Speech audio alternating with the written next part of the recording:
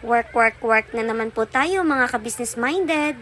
Dahil wala po akong pasok ngayon, nagbantay muna ako ng cycle parts namin. 4 PM na ako nakarating kina Bembem para tulungan sila sa pag-repair ng mga sira.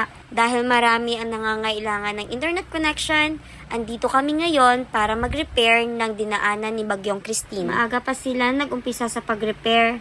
At eto, ginabi na kami dahil napakaraming putol ng mga linya. 2 days na po pala silang nagre-repair at halata din sa kanila na pagod na sila. Kahit gabi na at umuulan pa, go lang. Napakaraming puno dito sa aming lugar. Kaya kapag dinaanan ng bagyo, marami talagang mapuputol na mga linya. Meron pa kaming isang client na hindi na-restore ang kanyang connection dahil may putol na linya. At yan nga, at inisa-isa ni Bimbim kung saan yung putol pero hindi niya makita kasi malayo ang bahay ng client. Dahil nawala ang kuryente, umuwi na lang kami at babalikan na lang namin bukas. Pauwi na kami ni Bimbim at susunduin muna namin ang unikaihan namin. Dahil nag-day off ang kasama namin sa shop, si nanay muna ang nagbantay sa kanya. Eto nga palang daan papunta sa aming bahay. Amazing, di ba? Gusto ko rin sana umuwi sa bahay araw-araw.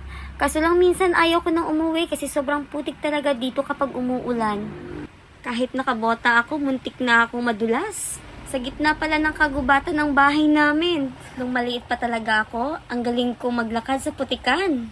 Hindi ako nadudulas, pero tumatumbling lang. Wala ang unikaihan namin na sa kabilang bahay. Buti na lang hindi nahihirapan si Kay sa paglakad sa putikan para hindi ako mahirapan sa pagbuhat sa kanya. Nag-e-enjoy talaga siya sa paglakad sa putikan. Ang sabi niya, nice daw ang sticky mud. Natatawa ako sa kanya kasi ilang beses siya nag-stop para punasan ang mga putik sa paa niya. Kasama pala namin si nanay. Pinadalhan niya kami ng panghapunan namin para pagdating namin sa shop, ikakain na lang kami. Thank you po nanay. God bless us all po mga ka-business minded.